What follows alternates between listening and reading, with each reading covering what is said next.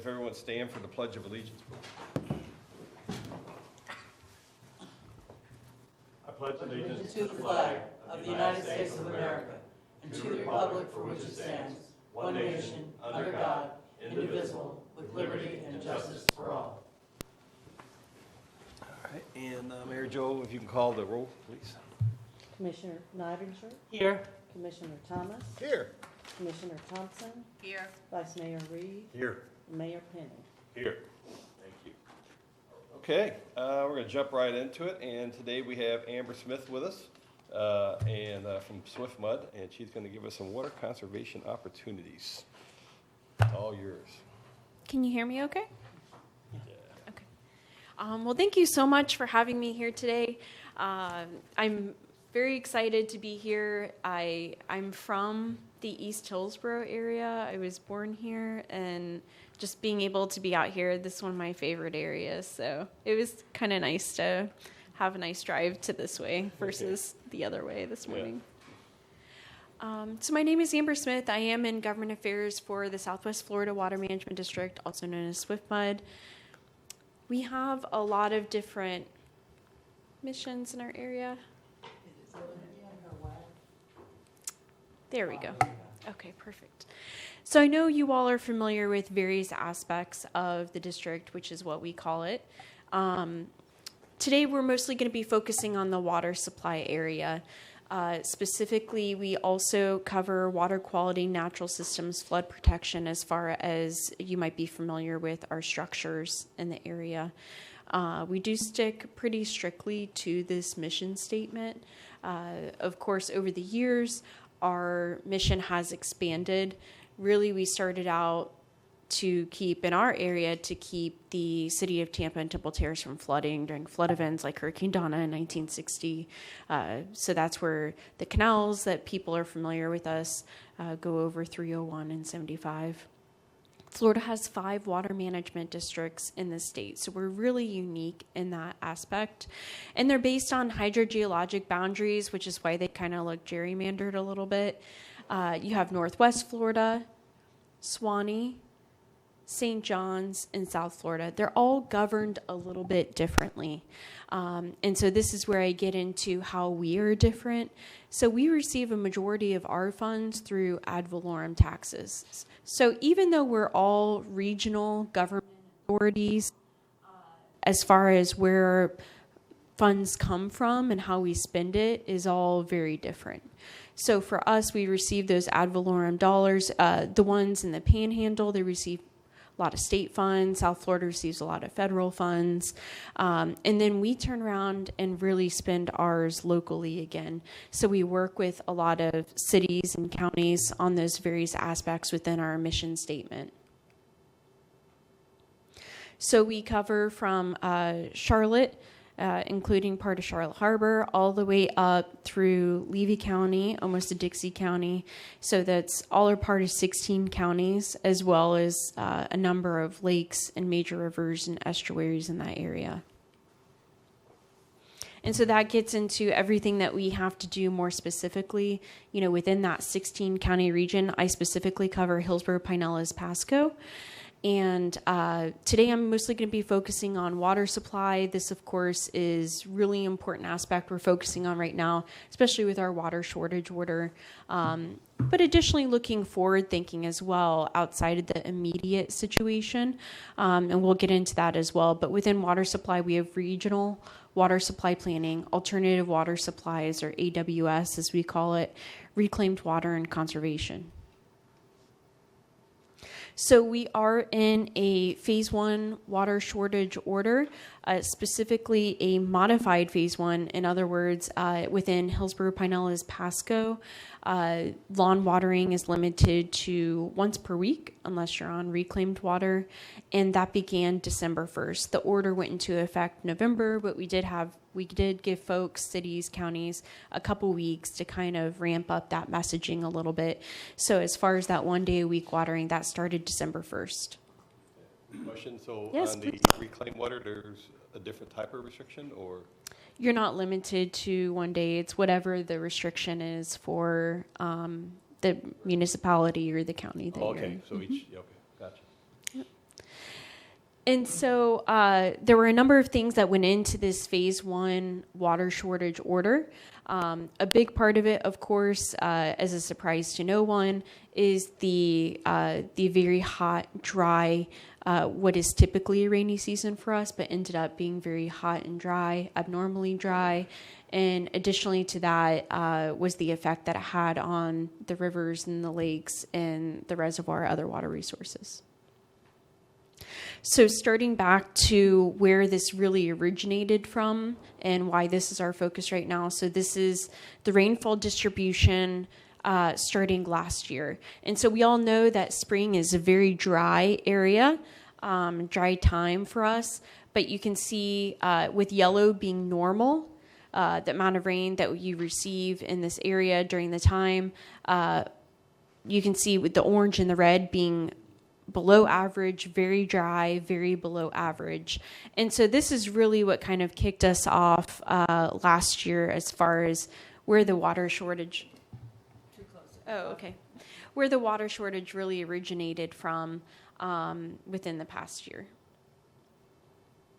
So this is the rainfall distribution for that time frame.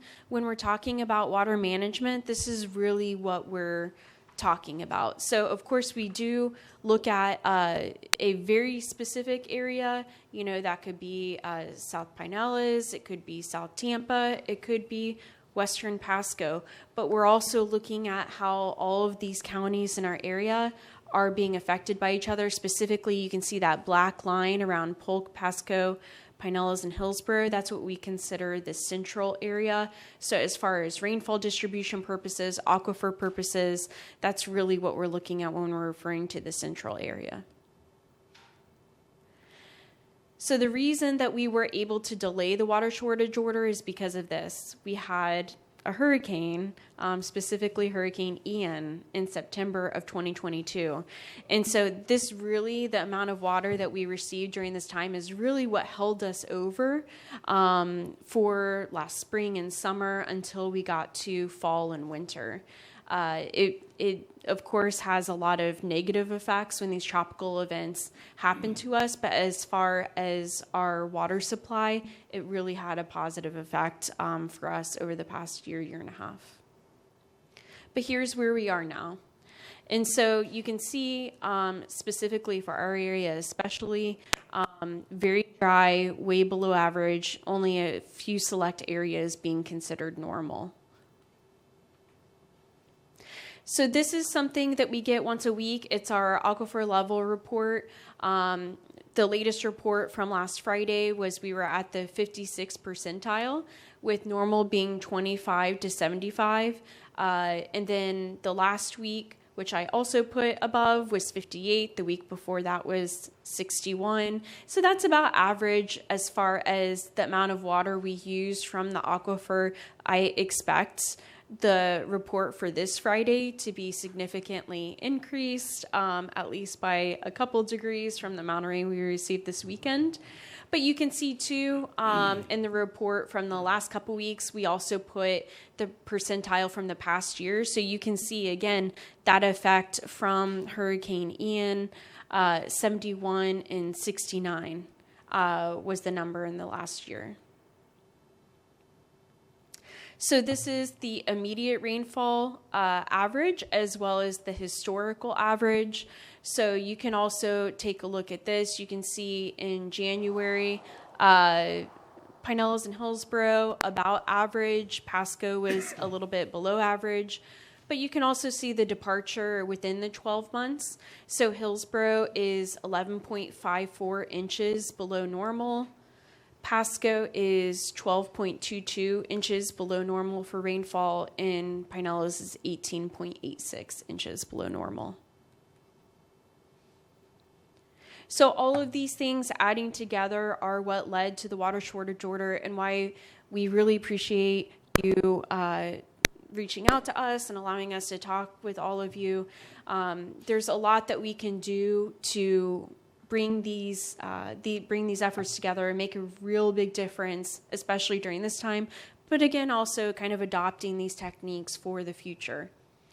As far as our current reservoir levels, this is something that's taken into account when we're talking about the water resources from Tampa Bay Water. So it's a little bit less than half full. The full is 15.5 billion gallons. It never really reached full this year. The current reading is 6.75 billion gallons. So this is typically what you would see around late spring or summer. So it is abnormally dry. Kind of going back to how many of you folks have been in the area for 30 years or so? Yeah, a couple. So certainly in the 80s and 90s, you remember the water wars that we were having. And if you don't remember it, you certainly have heard about it. Of course, with different counties and cities owning wells in different other areas, counties and cities, the kind of that creation of Tampa Bay Water, as well as working with the Water Management District on pooling our water resources and working together on the use of it, and then now the conservation of it as well, has really helped us. It was pretty significant as far as the damage to the ecosystem before we came together to decide to manage these resources together. So we had the Northern Water Use Caution Area, or what we call the Northern WACA. So that included Pinellas, Northern Hillsborough, and then Pasco. So this is something that we were actually, in the past 2 years, able to declare this recovered. But this is an example of certainly something we want to keep in mind, we don't want to go back to. So this is an example in spring 2002 versus December 2019. So this is across Bar Ranch area. Cypress Creek, you can only see the water level for the cypress trees versus where that creek actually should be. This is an example of Mud Lake. And so the result of that is what you see on the left side. Before all of those reductions, permitting were put into place. So this is groundwater withdrawals. We were really over pumping for our water resources at the time for what they could stand, considering that we had larger growth at the time, and then it was very hot, very dry. And so what you saw was the before, and then of course the recovered is the after. And so you can see the after, even though the orange with the population, we were increasing there, and you can even see the little bit of drought we had where it ticks up in the 6 and 7, 2007 area. We have been able to keep it relatively flat as far as the amount of water that we're withdrawing. But this is something we really need to refocus on, because it has been kind of stalling and slowly creeping up over the past couple years. We were able to see that recovery through reductions in permitting, having that recovery plan with the WACA, the alternative water supply projects, and then the minimum flows. So, of course, we're all familiar with these supplies, but this is an example of things that we're still relying on. Of course, the surface water treatment plant, getting the water from the bypass canal as well as various rivers. And then you have the Bill Young Reservoir. So this is really what was holding us over in the water shortage order before we started to get that El Nino rain, and we saw the aquifer go up. You saw the aquifer right now is around 56. When the water shortage order went into effect, you saw that in the low 30s going toward the 20s. So even that has had an effect with having to help that recover. And then, of course, you have the desal plant. This is currently offline, according to Tampa Bay Water, until fall or winter. That's next year? For this year. Yeah. It's offline right now. Mm-hmm. When's it going to come back online? They said fall, winter. So that'll be next fall. This fall, yeah, in 2024. Uh-huh. It went offline in March of last year, and so that's probably what you're thinking of as far as that really long time frame with it coming on. We do still continue to give a significant amount of our funding toward Tampa Bay Water. So certainly cities and counties have noticed they've been receiving less cooperative funding from us, but they are receiving it. It's just through Tampa Bay Water. So for the next 5 to 8 years, a majority of our funding at the district is going back to Tampa Bay Water for various projects, really focusing on water supply. So we do still have, we talked about the northern WACA, we do still have the southern water use caution area in effect. So this is still in recovery. Of course, with the Hillsborough area being a part of Tampa Bay Water in our region and water use, that's something that we're continuing to work with them on very specifically. So when we're looking ahead, or when cities, counties, utilities come to us for an increase in their water use permit, these are the kinds of things we're looking at within the city, looking at their planning, and then we look at projections. So this data is from University of Florida, the Bureau of Economic and Business Research, our economist on staff who looks at those numbers, helps to put this into planning regions for us. Again, no surprise to anyone, if you look at the Tampa Bay region, we do have tremendous growth even compared to our neighbors. So this is just something to keep in mind as we're moving forward through the water supply. So many of our areas, this is an example from City Council meeting in Zephyr Hills, are experiencing tremendous growth. That gray gradual line you see, the big straight line is their water use permit capacity, that gradual gray line increasing. They got an increase in their water use permit in 2020 that was supposed to last them till 2040. And so that's where those two lines meet. And then the more dramatic red line is where they are in their current usage, heading toward capacity. So we're speaking with them right now for an increase in their water use permit again. And this is something that we're going through. Of course, their city council was very forward thinking as far as conservation practices. And so that's going to help close that gap between what they have as far as their known developments, their developments under review, being above their current water use permit capacity. So they're working on closing that, and they're having good success with some of the techniques that we're able to show them. But again, this isn't just Zephyr Hills or Hillsborough or some of the other areas. This is through Tampa Bay Water. Of course, they have their projections for what they believe will be an increase over the next year in the water demand. But what they saw last year, they saw a 9.6 increase in the water demand, so 17.91 million gallons a day increase, and that was above their projections. So this is something that everybody together is having to focus on. More specifically, the Tampa Bay water use permit capacity is at 90 million gallons a day, and they are starting to tread toward that capacity. So again, this is something that is going to be affecting everybody in our region, and this is something focus on, of course, in the short term, but also the long term to try to get that average down with the water use permit for Tampa Bay Water, everybody together. If we don't have conservation measures, and this is from Tampa Bay Water, their last board meeting, with no conservation measures, if we kind of continue in a cycle where we're going to have a hot, dry spring, they will be quite a bit above their water use permit capacity. So that's something, again, trying to avoid some of the effects we've seen in the past. This is a heat map from Tampa Bay Water through their system, through University of Florida. Data from different utilities is put into here. So this is potable water resources, with the red areas being areas that are considered to be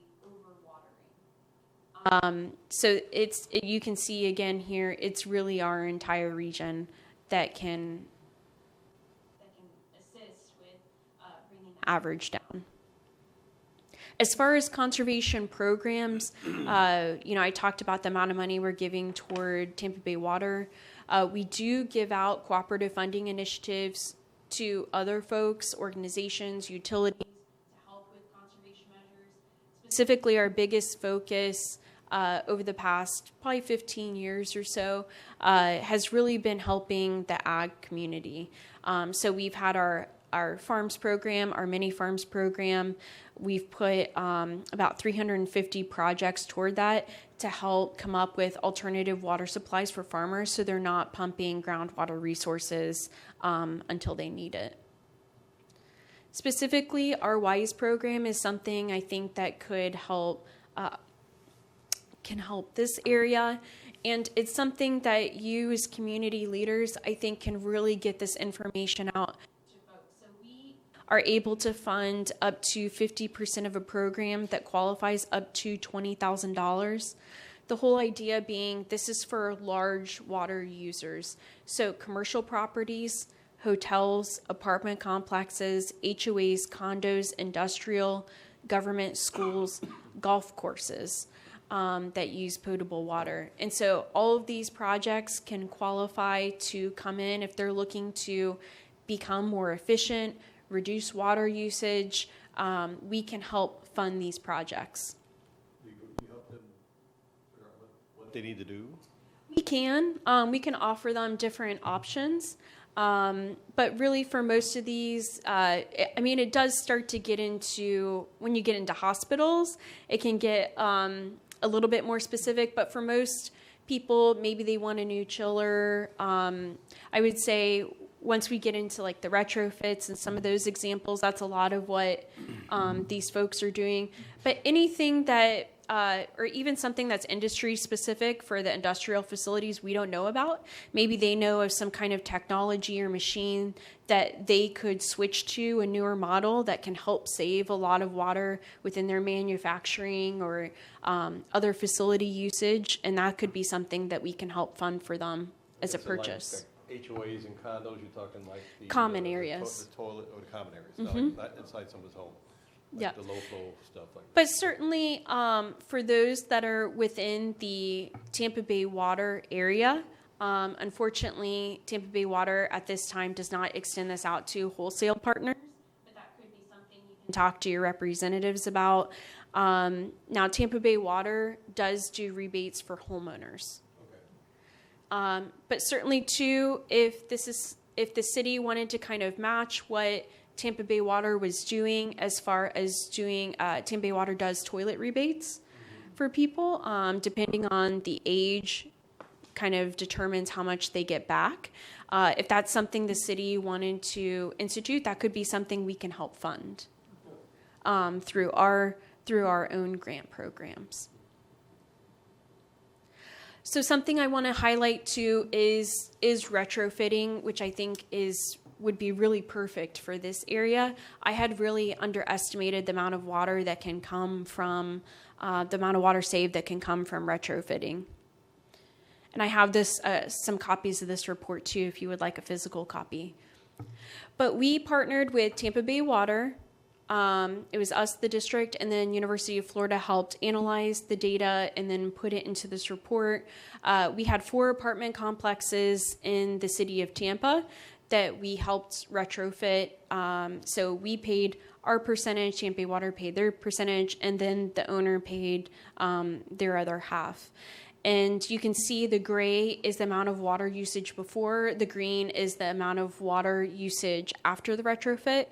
And so post-retrofit, we found this apartment complex saved 577,000 gallons a month. This one along West Shore, you can see the before and the after. And they were able to save 779,000 gallons a month.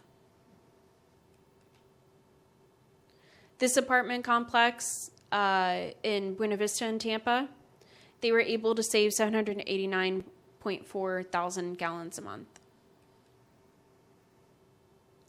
And then Avena North, also in Tampa, 692,000 gallons a month. So some of these retrofit toilets only. Some of them did shower heads, faucets, and toilets combination. With the toilets in this study, they did use something called the Niagara Stealth. And so what some of these who have done the retrofits found the Niagara Stealth to specifically be the best for lasting water savings. So some of the cheaper models don't flush well. If people do multiple flushes, that's not helpful for water saving. If even some of the more expensive models, those parts tend to wear out, and then you see the water usage again creep back up. So they did find sustained water savings with the Niagara Stealth. So this is another example of somebody who just came in recently, for this retrofit, and they emailed our environmental project manager who helps run this conservation program. So they did the retrofits. Their sewer water bill went from $59,426 to $28,495 the next month. So it's really instantaneous savings that you see from these retrofits, which is definitely the benefit.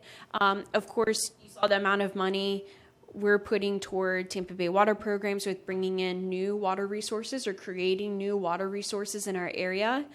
But the benefit of conservation is once you do these, it's instantaneous water savings at a much cheaper rate as well. So you kind of have to do both at the same time. After they sent us that email, we did ask for their utility bill. They shared that with us. So you can see the reduction in gallons. They had a 2.1 million gallon reduction that month. And that was, so you see the amount of water saved per unit, and then the total use gallons per day.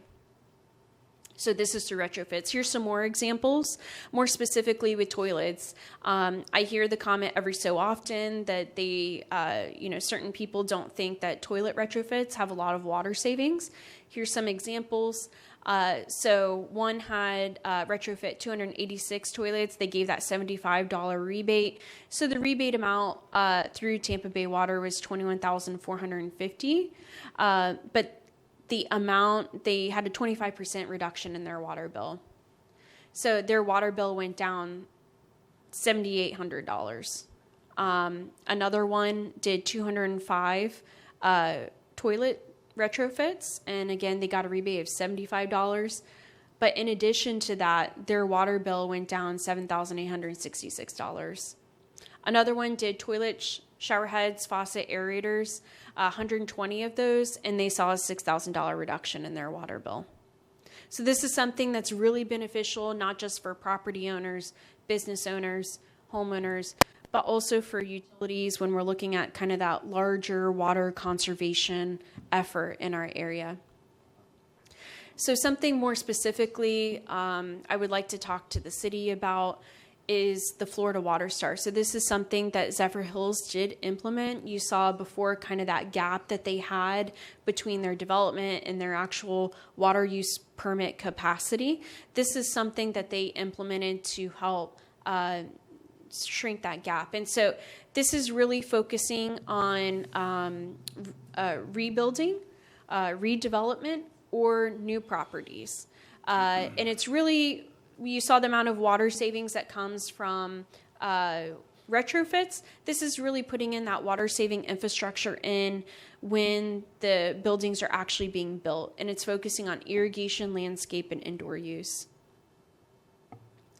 So irrigation is a significant part of our water usage in the area. The district as a whole in the 16 counties, it's about 50% of our potable water usage.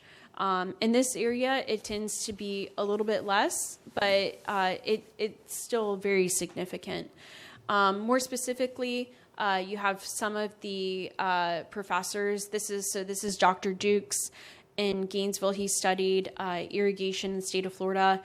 Specifically in Gainesville, he studied in-ground irrigation systems, and you can see the increase in the 80s in those in-ground irrigation systems and the amount of water usage that does come with inefficient irrigation systems. So he did this 2-decade study and specifically looked at the effect of smart irrigation controllers and soil moisture sensors. And he found that the savings from those installation can be pretty significant. In the study, it's about, on the low end, 30 to 50%. on the high end in the summer, having a smart irrigation controller soil moisture sensor can help save 70 to 90% of irrigation water. So you saw that heat map of high water users. That's kind of illustrating people who are overwatering within irrigation. Again, if we just had a hurricane 3 days ago, you probably don't need to water. But if folks don't have the soil moisture sensor, their rainfall sensor isn't working, the sprinkler is going to kick on. So having been in this job, I decided to put this into place for our own yard, where we knew our water bill was way too high for what it should be. And we did see a significant reduction. It did take some convincing, to try to put this money in up front. Oftentimes folks, and it's the same in our own family, they believe there's no way that the amount of water we're using is coming from irrigation, even if I show the studies. But we decided to go for it and take a look at it. And so we had a certified professional who looks at irrigation, specifically conservation, come out to do an evaluation of our system. So this is somebody that's kind of going above and beyond, just like, does the sprinkler turn on? So what he found, of course, on a 30-year-old system, these are the things you're going to find. So you can see on the left side, there's some cuts, in the nozzle. The spray heads also had issues. And so that one actually was installed when the developer put this in. It was in the middle of hedges. It didn't even need to be there. So we actually capped that one. And that didn't, we still had the irrigation system in the grass. On the other side, you had a row of shrubs that had a hidden sprinkler we didn't even know about that was aimed actually toward the neighbor's grass under all these shrubs. So that's another example. I think we went ahead and capped that one as well. We just had so many issues that needed to be fixed that until you had somebody kind of coming out, spending a couple hours, looking more specifically at not just the utilization, the function, but, are these things efficient in the area? And the reduction we saw, we've seen sustained water savings in the 6,000 to 7,000 gallon a month savings per month. On the high end, we saw 13,000 gallon savings just from having this irrigation fixed. And we're not considered to be overwaters. We just knew that for people who pay attention to their water use, our water bill was way too high. And so now we're in the 4,000 to 5,000 gallon a month category, which is really where we should be, and that includes the sprinkler irrigation system. But it was just kind of that inefficient use of irrigation that was the problem. And this is the vast majority of people, not even people who are watering on the wrong days. It's just these are things that everyone has.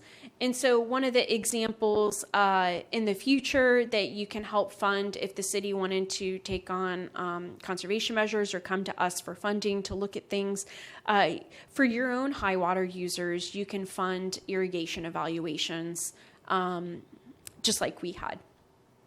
More specifically with Florida Water Star, this is something that Zephyr Hills implemented. Dade City is looking to implement as well. So again, this is putting in that water-saving infrastructure in when things are being rebuilt or rebuilt. So again, looking at irrigation landscape indoor use. For that indoor use, they're putting in, when it's being built, the same things that you're seeing in the retrofits. So that water savings that you're seeing on the back end, this is just putting it in on the front end. So this is an example of Florida Water Star home. You can see you still have nice green grass. You still have beautiful plants. It's less grass than you might have in a normal area. And it's an expanded plant bed that you see with Florida-friendly landscaping. And within that landscaping, you have pressure regulation, you have check valves, you have micro irrigation. And so this is the water savings we're seeing specifically in Polk County So you have 11 different municipalities that have implemented this over the years in Polk County, that when they're building those homes over there, they have to be certified Florida Water Star. And so when you have a 300 or 600 home development, or even if you have multifamily housing or commercial being certified as Florida Water Star, the savings can be significant. On average, a home saves about 50,000 gallons a year and about $500. And that's on the low end, but we want to give the low end. Certification is what Zephyr Hills opted for. This is no additional staff time on the city's part. When developers or builders come in, they get a certification through a third party when this is being certified. In addition to that, we do work with the builders and the developers on this. We also help do realtor trainings if that's helpful in the area. And there's plaques and certificates the homeowner gets with that. If the certification is not obtained, but you would like to get Florida Water Star, you can go through an affidavit process. But that is a lot more paperwork, and it does tend to be significantly more time on staff's part for the city. So within our Florida Water Star ordinances, we've seen 13 ordinances put into place since 2018. So we've been able to save 1.3 billion gallons annually. So this is a significant amount of savings, again, on the front end. And we are expecting, including Bay Laurel Utilities in Ocala and the city of Zephyr Hills, when this is built out, we're expected to save about 2.7 billion gallons annually. An example on the left is the city of Zephyr Hills. They actually copied the Lake Wales city ordinance. On the right is an example of something the city of Tampa is looking to do. It's not Florida Water Star. It's just, I thought, a really innovative example of something to encourage water savings.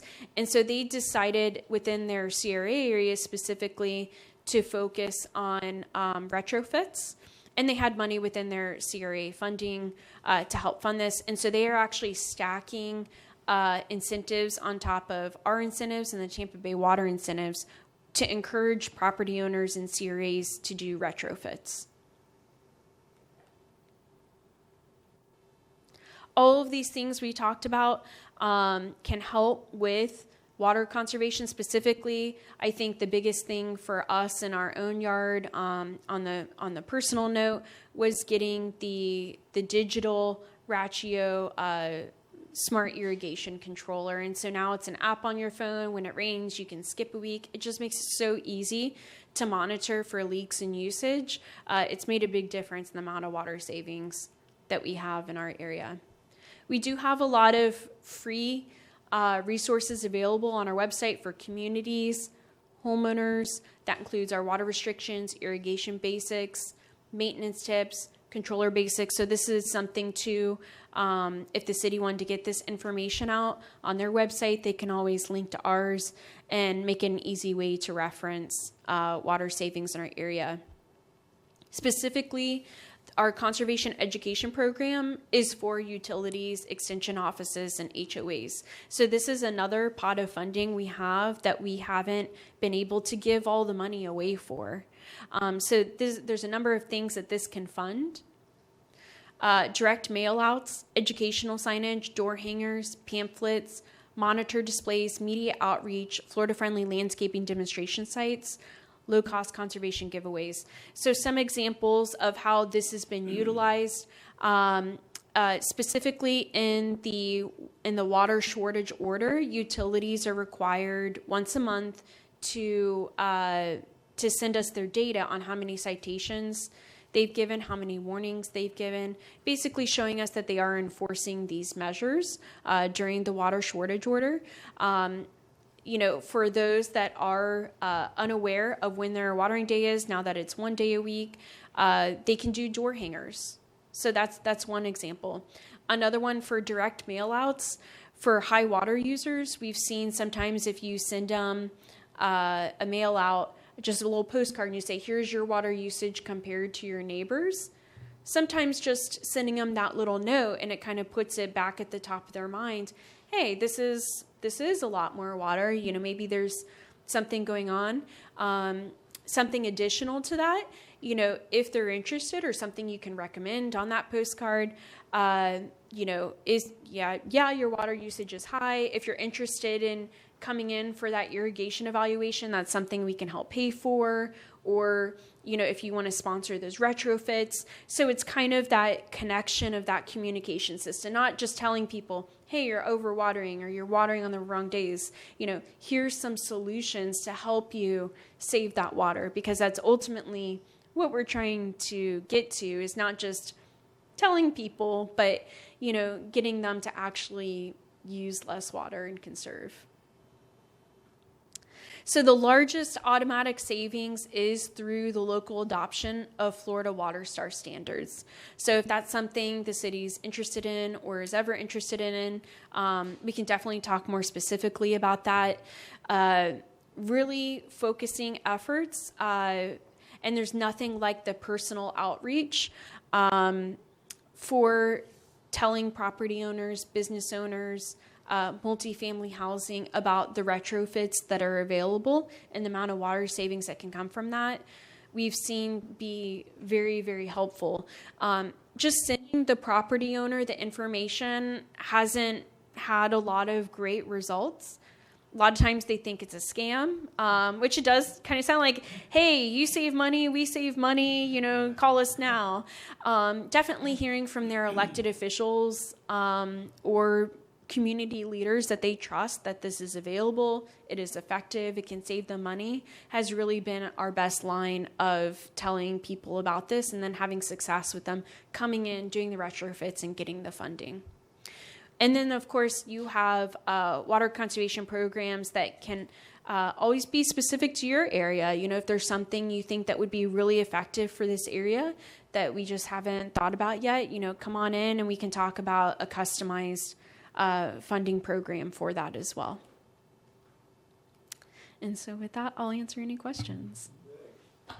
Well, I have one about, I know there are still some communities that have used well water for their irrigations. So they're not really getting a water bill, but I'm sure that has to affect the water table because they're using this water from in the ground. What about those communities? I guess they would just still try to use like the irrigation system you were talking about with the rain sensors and... Definitely. And so even those... Trying to convince them to do something, you know, yeah, they're not so, paying a big water bill. Sure. But, yeah. So there's a couple things. One, for those that are even on well water, they're supposed to be abiding by the 1 day a week water usage restriction. So definitely, yes, wells can have a big effect, and so they're included in the water shortage order as far as the 1 day a week watering in our area. As far as encouraging them, you know, farmers were a big example of that, and we did find, you know, helping to fund different alternative water supplies for them, assisted with that. If the pipes coming from the well are over a certain percentage, they have to report that usage to the water management district. If it's under, you know, 4 inches, they don't. But to, if they're finding that that's a little bit high, that's something they can definitely come in for regarding water conservation. I've got a question, maybe more of a suggestion. We have our citywide block party coming up in March. Have you guys considered exhibiting here and kind of getting the word out?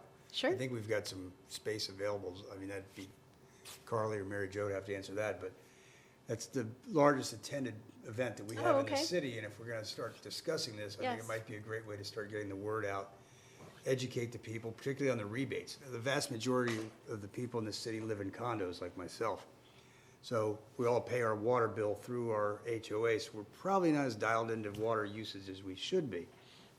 But, you know, when my wife and I bought our place, we replaced the toilets because they were the original 1960s.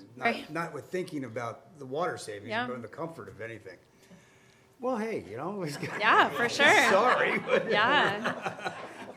Like the grade school toilets Yeah, right, that you exactly. can't get up. Thank you. like- You understand what I'm talking about. I do, we changed It's like all lime ours. green. But if Lime we green. could, you know, maybe that would be a great way to push this conversation forward with our residents, is to have some exposure at our block party. And I know, Yeah. I've seen you all at other events. You Sure. got lots of nice little handouts and Yeah, stuff like that. That- So that I would be think that would great. be great if you guys could consider doing that.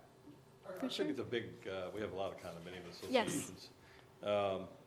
Is there anything tailored specifically for that type of community that you or someone could come in and talk to those communities if they wanted to invite you into their sure. meetings? Yeah, I'd be happy to come out, or any of our conservation specific folks can come out and talk to them.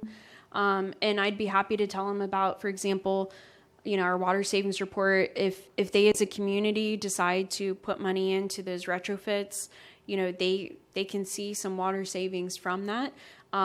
Most of the time I've seen them, you know, pay it off and get those benefits certainly within a year.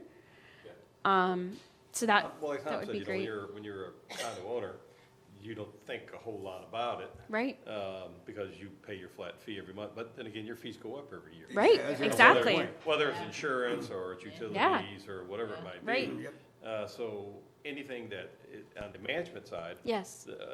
we all think about, oh, this bill went up again. Yes. Or, I mean, like, I manage 9 different condominiums myself, and I have one that, like, every 2 years, all of a sudden their water bill doubles because something under the building broke. And so we have to get it fixed. And of course, Pinellas County is always great about giving us, you know, a rebate back because we got the work done and that kind of thing. But it's still, we monitor it, whether Yes. the people that live in the units do or Right. not. We're watching it to see what's going on. And any type of reduction in the budget would be great. So, I mean, I could see where these communities might want to listen to somebody and maybe. Yeah, make an definitely. idea. So, So you have the indoor savings, and then additionally, depending on how much, you know, irrigation is happening outside, you know, there can be savings from that common area as well, and that qualifies for a different pot of funding with us. here, and then, of course, in our city, of course, we got reclaimed water everywhere where I manage. Oh, okay. It's the well stuff. Yeah, But, yeah. But still, it's good, because you still get people that come in and say, why is it's raining? Why is the sprinkler on? Yeah, and Well, so, you don't yeah, have a- so- You don't have a sensor. I've been trying to get you guys to buy sensors for years, so. Yeah, definitely. And so kind of having that, if you had an irrigation professional that's really focused more on effectiveness with conservation, you know, they can find those things. Well, even in these 55-plus communities that we have, there are more people coming in now that are more conscious about this than they were in the past. For sure. So they want things to be better. They want to save on electricity. They want to save on water. So it's a good timing, really. I think it's going to be a good time for this. So do you have cards with you that maybe you can leave with us? And that way we can try to see what we can set up and get going. You got a place for her at the festival? You do? All right, good. Yeah, that would be great. And then, All right, thank you. So I have a couple of things for you. I do have some Okay. examples printed of the Slideshow. report that you saw, and Okay. I also have a one-page summary. Perfect. So the homeowners, the amount of water they saved in the multifamily housing, as well as the dollar amounts saved. So one saved 9,000, one saved 5,000. I have those. And I also have a Florida Trend article talking about our water conservation efforts in Florida Water Star and the fact that that's had. Anybody have any further questions? Do you want her card? Okay, I do have one question. yes. Explain the reclaimed water. Is that part of, because with Pinellas County, we got they sent us a letter out that the reclaimed water is Sure. part of the restriction. Did I hear you say that it is So not? for us, it's not, but certainly the county can put Oh, that okay, on okay. there. I know, Yeah. so, you know, reclaimed water used to be, well, way back in the day, it used to be free, just because of how many people used it. But now it's so popular, so many people are using it. Most areas that have reclaimed water are starting to put restrictions on it, or starting to monitor usage or increase how much reclaimed water costs to use, just because of its popularity. And there's not enough. There's actually not enough reclaimed water. So like everything else, they're starting to monitor it now for usage, trying to get people to be more efficient with that. So even if we don't necessarily, we're focused more on the potable water. Mhm. But you have a lot of cities and counties that are focusing conservation efforts even on reclaimed Okay, water. all right, I just just 'cause wanted, there's yeah, I not just wanted to enough, make yeah. that sure, because we've had questions about that, and, So definitely, yeah, it's, because we pretty much follow Pinellas County, they're the For ones sure. that sent, so I Yeah. just wanted to double check, yeah, because we did have yeah, questions on and that. they were especially having a hard time when it was, feels like 113 degrees and getting 0 rain. Okay. The usage went way up. All right, well, thank you, Great. thank you. Thank you so And- much. you. And I Yeah, will thank be in you. contact with Okay, you for wonderful. the, to give Yeah, you all that the sounds stuff really for the, good. for the I block look forward party. to it. Thank you. Amber, thank you so much for coming out. Thank you. Thank you. Great Appreciate it. presentation. Thank you. Oh, do I need mine? Oh, yeah.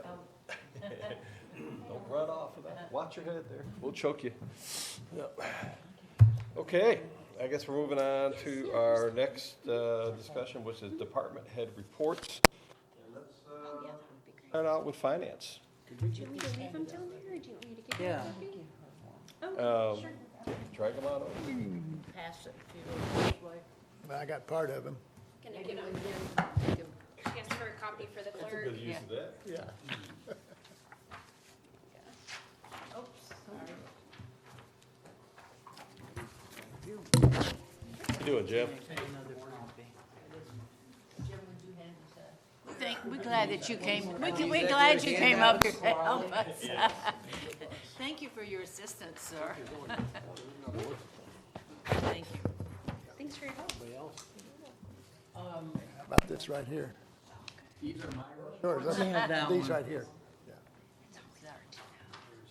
I think we need a couple of those. Go ahead, you take one. I'll give this to the mayor. And there's a couple more of these too, Mary. Thank you. I need like 3 more. Well, and Corley needs one. Yeah, 4 more.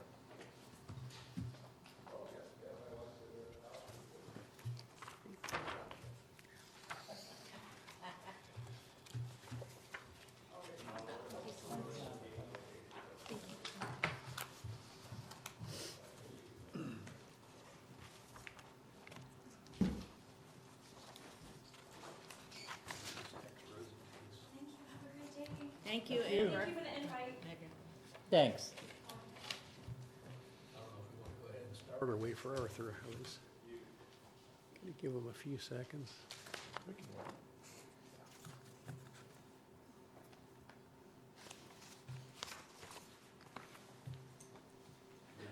Start with, do we have any questions on the finance report? About that, but our heater and air conditioner broke down last night, so. Yeah. All right, so Jim, anybody have any questions on this report? It's pretty basic this time. We're in the middle of year-end closeout. It seems like we're always in the middle of year-end closeout. We got several things on the platter we're working on. The EMS budget is due to the county at the beginning of March. Working on the annual firefighters pension accounting. We have a report that's due March 15th with the state on that. We're working on that. We've met with FEMA a few times. They keep changing reps, so we're still in the process. We're still working on Ian, believe it or not. So, and then our final ARPA report is due April 1st. So we got several things coming up that we need to be working on or working towards.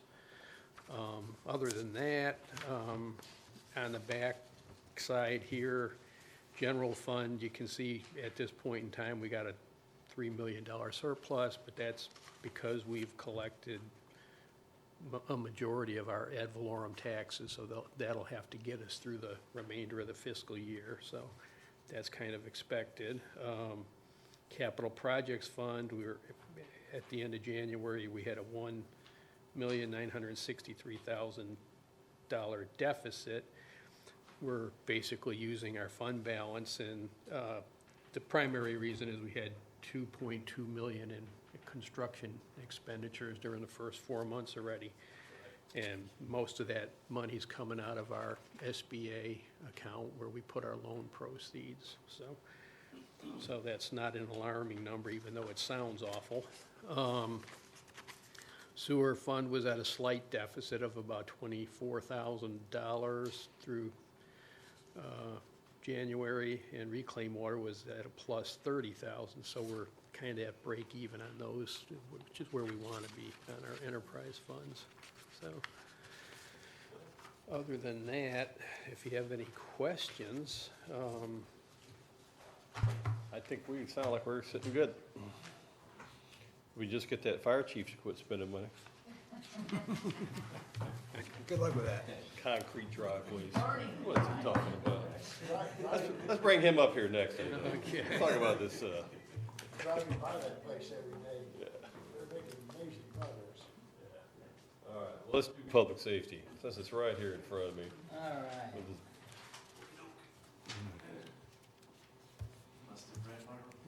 You did, and it scared us to death. I read everything.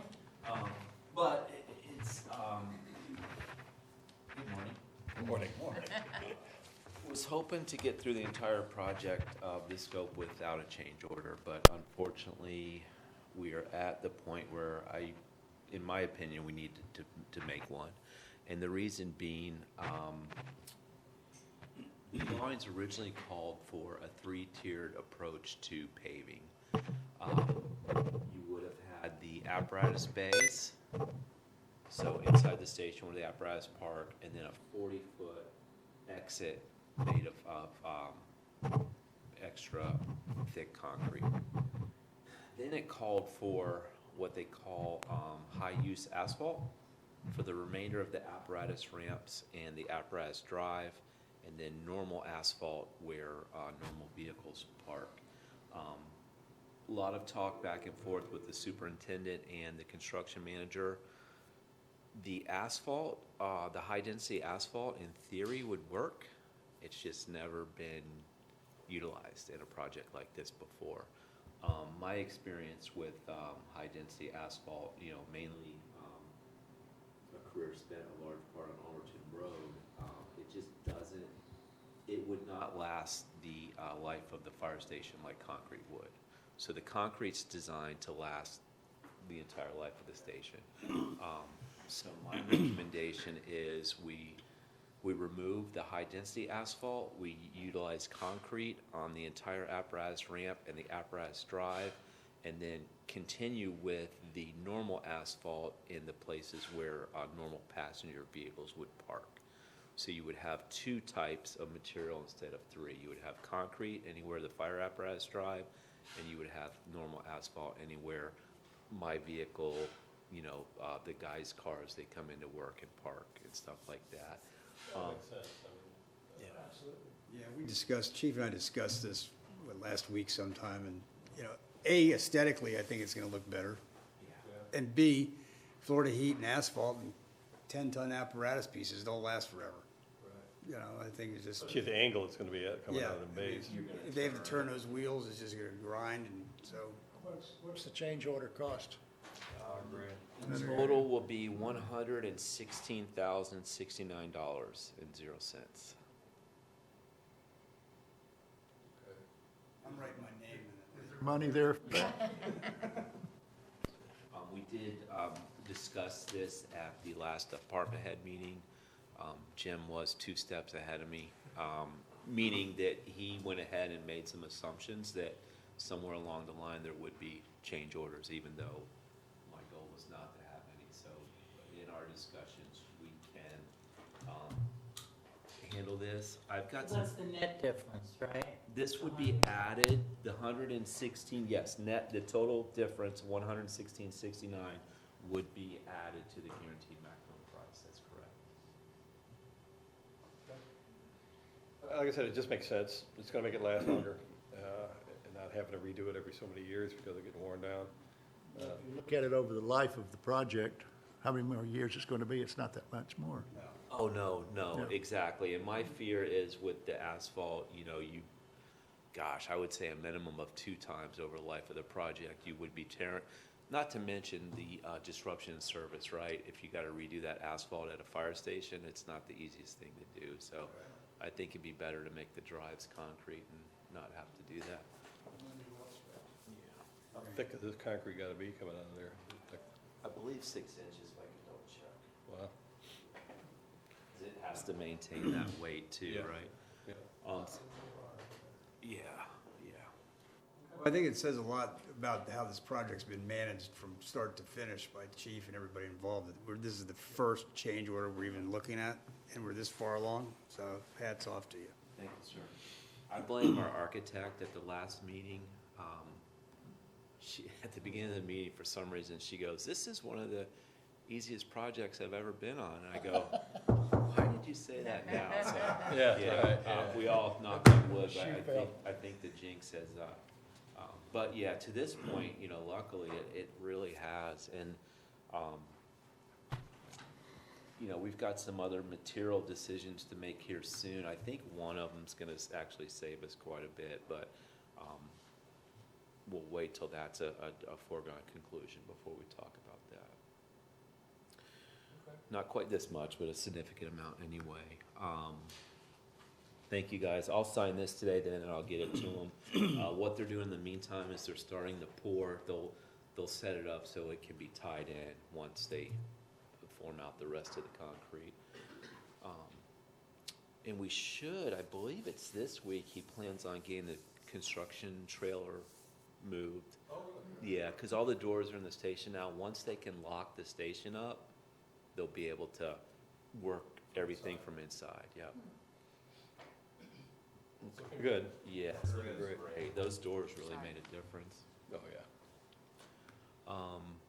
Besides that, our new, we've got, one just got off probation. If you guys saw Martinez, he's doing real well. And then our other 2 probationary employees, all 3 of them are gonna start working on their driver, certification, so that'll be good. Inspections and mobilize are up to date. Call volumes, it's back. So, you know, during COVID and after, we saw some dips and then we saw some rises. We're kind of back to where we were pre-COVID and maybe even getting a slight bit busier. I think this last 3-month period, we averaged over 10 calls a shift, where it's historically, since I've been here, it's been right around 9.7. It's been more. So nothing out of our, that we can't handle, but something to keep an eye on. It's nice to see a resident commenting positively on. I mean, I know we don't really expect that, but when they go out of their way to do that, Yes. it's nice to be recognized. And I thought about attaching the entire letter. It was 2 pages and it did have some of his personal information, address and stuff. So I left that out, but I'll put a copy in each of their file. It was a 2-page, you know, sincere letter. So I think you're right. That was absolutely nice of him to do that, especially in that situation. I'm working with CID and the new Tyler system. I'm trying to get, you know, they're full speed ahead, and I'm getting the hang of it. I call Terry quite a bit with questions, but we're working through it, and I've done a couple inspections now on the iPad. It works pretty neat. And then the hospital invited me to do the tornado drill with them this year, and that was actually, this is the 2nd year we've done it with them, and we have little hot washes after the drill, so it's real good for them and us to work together and, you know, see how we would handle a situation like that. This year they had a scenario where the tornado touched down at the hospital at 2 in the morning, so worked through that with the staff, and everybody was eager participant. It was real good. And then, of course, pretty soon we'll start with the hurricane, online and hopefully local delivery of the classes again this year. And hopefully we can not do an EOC thing again this year. That's right. It's starting to become Normal habit. routine. Yes. Okay. Anybody have any questions for the chief before we got him here? Okay. I guess we're good. Thank you. You're welcome. We're gonna go next to Public Works. I did not see any wants for money in this whole report. He ain't gotten here yet. It's coming. Good morning, all. So, just pretty basic, you know, just most of the stuff that we've been doing. If you have any questions. Catching us up here today. Just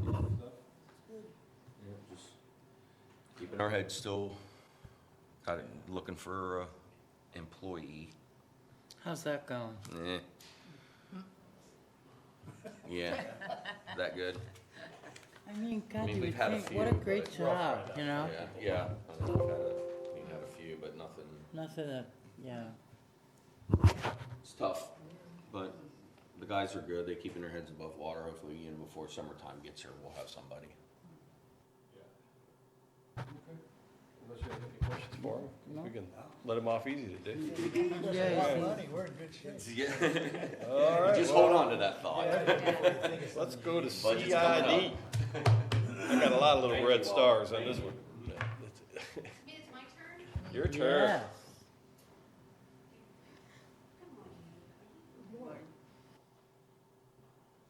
Everything seems to be going well. It does. Conway Village is putting in 6 more mobile homes, huh? Yes, so Wow. we issued those permits. They had applied for them back in March of last year, and then we needed additional data, and they just never got it to us. So they finally got us all the information we needed, and so we just issued those. Good. We got a new house coming up on the island, right there on the corner. Is that the one that burned down? No, No, this one's on the corner at the bridge, as soon as you come across wow, on the that- right. so that little pie shape. lot Yeah, there. it looks right over my dock. Wow, nice. It's a big one. Or is it, No, somebody's bought it to live in, well. or you don't know? Well, I mean, They spec bought it to house, build a when some Yeah, people sure, sell it, yeah. buy it, they spec it, spec, sell Yeah. it, build it to sell. So see, quite a few new businesses coming in. I guess I just need, what is Copper Shark I Incorporated? was just gonna So they ask are that. a construction company, actually. Has been in business, they are the same owners as Kiki's owner owns a construction business Oh, as that's well. right. So they moved their office into Kiki's, so that's what that, Oh, I'm curious about the skin of a goddess. you need to go find out. What are they up to? So is Sweet Poke, the Poke place is already there? So, yes, so they switched owners and Okay. so changed ownership, so they're gonna, I guess, the other one went out and they're coming in. All right, that makes sense. and Okay. Patty Jo, Yes. she'll give us a report. Yeah, she'll do the investigation She on that. will. They still got good food there. That Poke place Yeah. is really good. Yeah. The where? Oh, yeah. And then my reporting is, we have October through December 11th in IMS, and then December 11th through, so my report is a conglomeration of 2 different software systems, so it was fun to put together this month. Next So time when it'll be are all you done one. with the other Maybe. system? So for the most part, we're done. The only thing we still have an issue with is the business taxes. So when it was sent over to them, we sent over all the fees that we charge. The penalties were not sent with that. So I have to rebuild that. So right now, we're doing new things coming in, are going into the new system. We're still using the old system for all the penalties, hoping to have it completed before we send out the bills for the new year. So hopefully by June, I will have that, all the penalties put into the system and built in and working and functional. So we're finding some things. Get your fingers crossed. I'm definitely getting a lesson in IT work, and I'm not a fan. Ah. It was a lot of, so they did a lot of things for us, and the configuration part was, we thought they did a great job. We're finding things now that, so, like, we have 140 different types of inspections. In that 140 types of inspections, you have to put the calendar in for each one. So they did it for like 12 of them and not the other 100. So I've had to go in to each Manually add it. individual inspection to add the calendar to, because we were having people scheduling inspections for Sundays and for Saturdays, and because we didn't have a calendar in there.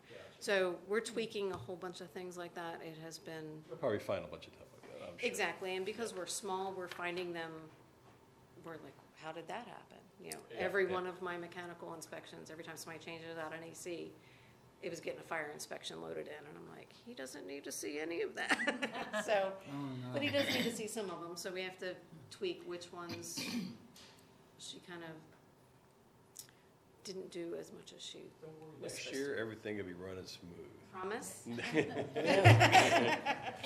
All right, you have any questions All for right, her? any questions? Okay, No? you're out of All here. right, thank you. All right, are you doing the admin report? I just had, she wrote a 2 papers. Right. Anybody have any questions on the admin report? Looks like we got the special magistrate hearing coming up, February 29th. Yes.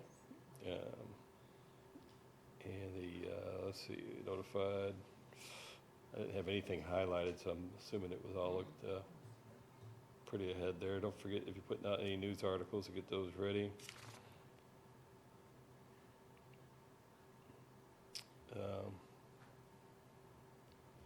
Okay, unless you have any questions, we'll just skip on by this one here. Okay, all right, well, thank you.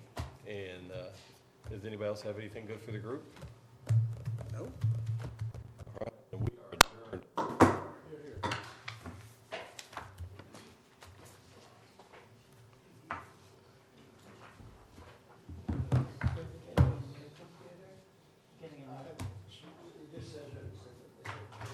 We didn't budget for it. What?